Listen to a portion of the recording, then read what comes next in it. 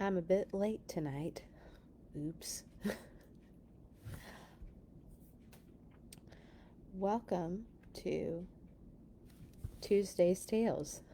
I'm sorry I'm a bit late tonight. Didn't mean to be. Oops. Would you believe that I was reading a book and I lost track of time? But I'm here now and I'm excited for our story tonight. This book is called Dear Annie. And those of you who love the library like I do, we all know that we have a special favorite book. A special favorite book that we loved when we were kids. And that book for me was Dear Annie. I read this book so many times. I knew the author's name when I was a kid. And I loved this book. It is very special to me, and I'm really excited to share it with you today.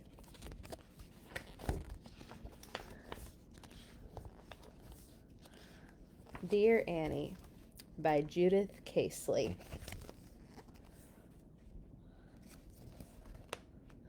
Grandpa's first letter to Annie, when she was born, had a picture of a rose on the front of it.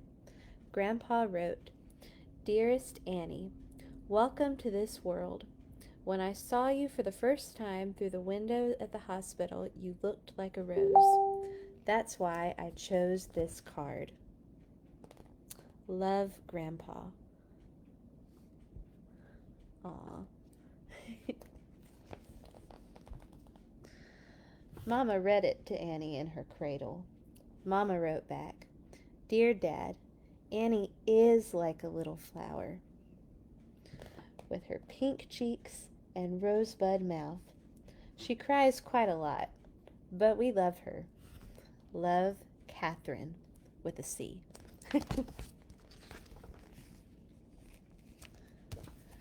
Then she strapped Annie in a little pouch, and they mailed the postcard together.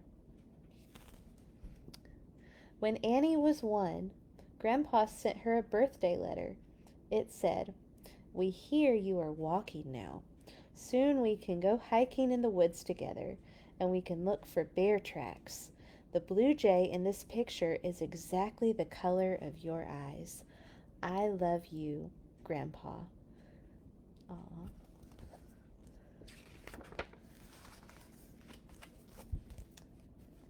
Mama wrote back, "Dear Dad, she'll be dancing soon. She rocks back and forth in her high chair when I have the radio on. She's a wonder. We'll visit in a few weeks. Love, Catherine."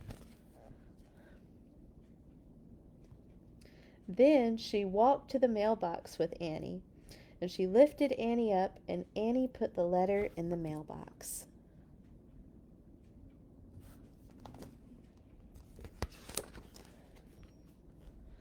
When Annie was 2, Grandpa wrote, "I just received your lovely picture." I guess this is it. That's something. It says, "Dad, Annie's drawing of Shermie the cat." The mailman rang my bell and said, "Looks like a special letter." And there it was, your drawing of Shermie the cat. We had a dog named Buster when I was little. My mother gave him away because she said he ate too much. I was sad for a long time. Love, Grandpa. P.S. I'm sending you this card because I imagine when you get older, you might look a little like the girl in this picture, who is French and called Mathilde. Ooh, she's very pretty. Mama wrote back, "Dear Dad, Annie liked the picture of Mathilde so much that she called her new doll Mathilde. What's her name again?" she says when she picks up her doll. "We'll visit next week. Annie says I should tell you to get her some books from the library." When Annie was older, she visited Grandpa. Grandpa took her on her first sleigh ride, and they went ice skating too. When Annie told Grandpa goodbye, she said, "Now you can write my letter."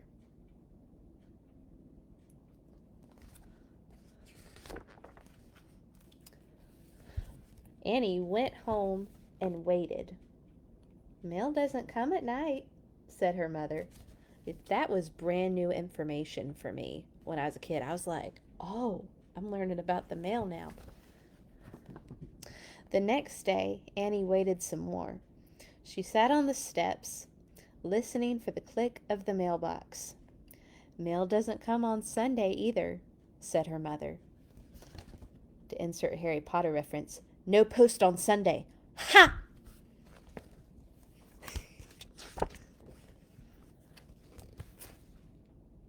Finally, a letter from Grandpa arrived. It said, "Here's a picture of skaters on a pond in winter. It reminds me of McGilvray's pond and how much fun we had skating. And you just laughed when you fell down. I had hot chocolate again today. It tasted better when you were here."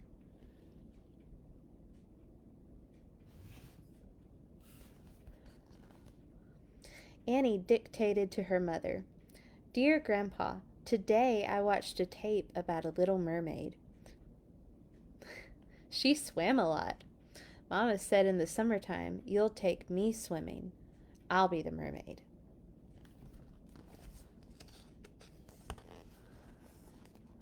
And Grandpa wrote back to Annie, "Dear Annie Mermaid, of course we'll go swimming. I'm glad you enjoyed the tape. When I was a small boy, we had no VCR, no television, and no computer. But I had lots of books and loved to go to the library." Well, kids today don't have VCRs either.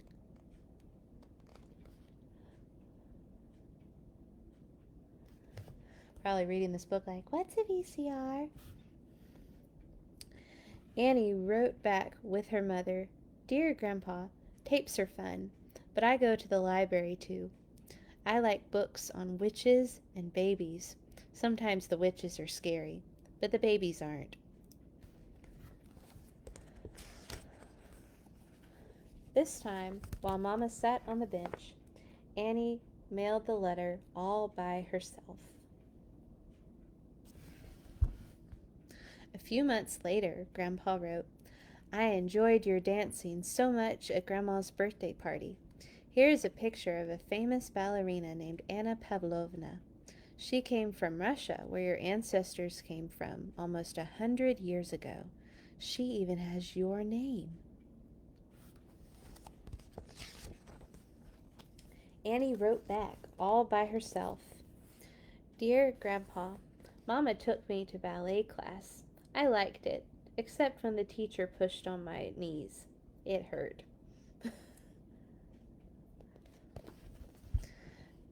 Grandpa wrote back, "Dearest Annie, I never danced much when I was young. This man, Henry VIII, was the King of England, lived 500 years ago. He was very stout and a fine wrestler. I used to wrestle in college, and so did your Uncle Larry. Sometimes it hurt too, but mostly I liked it. I'm going to the post office to send this card. With all my love." The weeks and months passed.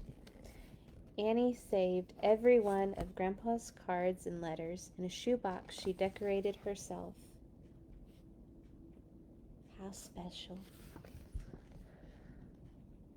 One day, Annie brought her box of letters to school for show and tell. When it was her turn, she stood up in front of the class.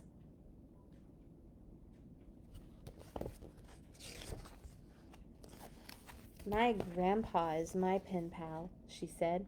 "So far, I have 86 cards and letters from him. I write back to him too, and every day I wait for the mail." Annie sat down. The teacher passed around Annie's box of letters. The children liked it better than Roy's robot, or Cornelia's celebrity microphone, or even Mindy's sweet shop with the tiny ice cream sodas. They decided they wanted to have pen pals too. My Girl Scout troop had pen pals for a while. They lived in our state. That was pretty cool. And they wrote us back. The class made a bulletin board called Mail from Everybody. Soon there were cards and letters from all over the world in all sorts of handwriting. Annie put a few of Grandpa's postcards on the board, but just a few. She kept most of them for herself because they were special. Who sees the ones that are Annie's? I see the Blue Jay one. And I guess that's it. But I remember the Blue Jay one. Nobody has as many letters as Annie. Over 100 now, and Grandpa keeps sending them every week. The end. I always loved this book when I was a kid. Thought it'd be fun to have. I love mail. I still love mail. I think that nothing says that you care about somebody more than by taking the time to write it down and tell them. So, you should write a card this week. Let someone know that you're thinking about them and that you care. All right. Today's Bible story is called A Little Girl and a Poor Frail Lady. The story of Jairus' daughter from Luke 8 in the Grown-Up Bible. There once was a little girl who didn't get out of bed one morning, or the next, or the next. In fact, she didn't get out of bed for a whole month. She was very sick, and no one knew how to make her better. Jairus was her daddy, and he loved her. One day he was sitting by her bed, holding her hand, wishing there was something he could. "I know," he said. He jumped to his feet, put on his coat, kissed his daughter, ran down the step, past his servants, out of the house, through the gates, along the road, into the town, up the steps, and into the temple. He fought his way through all the people until at last he found who he was looking for. That was exciting to read. "Jesus," he said, falling down at Jesus' feet. "My daughter," he pleaded. "Please." But he didn't need to beg, because before he'd even finished speaking, Jesus reached out his hand and helped him up. "I'll come at once," Jesus said. Jairus' eyes filled with tears. Jesus was coming. It would be all right. In those days, of course, they didn't have ambulances, so they had to go by foot. Jesus' helpers knew that he would heal the sick girl, but they must hurry. If Jesus didn't get there soon, it would be too late. But everyone was in the way. Hustling and bustling, jostling and pressing, pushing and shoving, and squishing and squashing. The disciples ran ahead, forcing back the crowd. Suddenly, Jesus stopped. His friends looked back. What was he doing? Suddenly, Jesus stopped. His friends looked back. What was he doing? "Who touched me?" Jesus asked, because he felt power go out from him. "Me," said a frail lady, looking down at the ground because she was ashamed. The poor lady had been sick for 12 years, and she had to get well. She knew if she touched Jesus' coat, she would be healed. So she touched his coat, and instantly she was well. "We don't have time," Jesus' friend said. But Jesus always had time. He reached out his hands and gently lifted her head. He looked into her eyes and smiled. "You believed," he said, wiping a tear from her eye, "and now you are well." Just then, Jairus' servant rushed up to Jairus. "It's too late," he said breathlessly. "Your daughter is dead." Jesus turned to Jairus. "It is not too late," Jesus said. "Trust me." At Jairus' house, everyone was crying, but Jesus said, "I'm going to wake her up." And everybody laughed at him because they knew she was dead.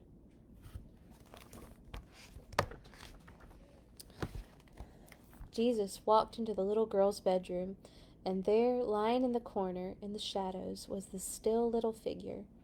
Jesus sat on the bed and took her pale hand. "Honey," he said, "it's time to get up."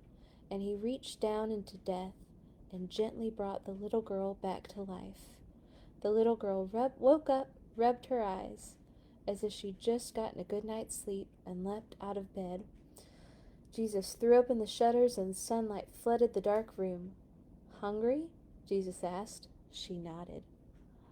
Jesus called to her family, "Bring this little girl some breakfast." Jesus helped and healed many people like this. He made blind people see. He made deaf people hear. He made lame people walk. Jesus was making the sad things come untrue. He was mending God's broken world. The end. All right. That was great. So now I present to you the yellow KOA bag. It is full of books. And so now I'm going to reach into the bag without looking and pick our 2 choices for next week. Okay. Next week's choice is between... Oh, okay. Millions of Cats. Or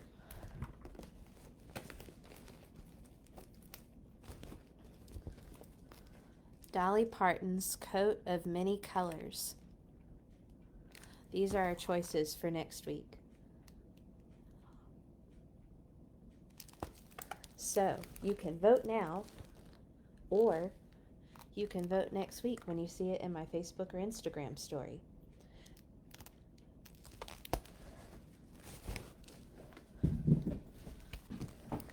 And we will see y'all next week. So a reminder to my kids, if you're watching this video, next week starts Bible Quest.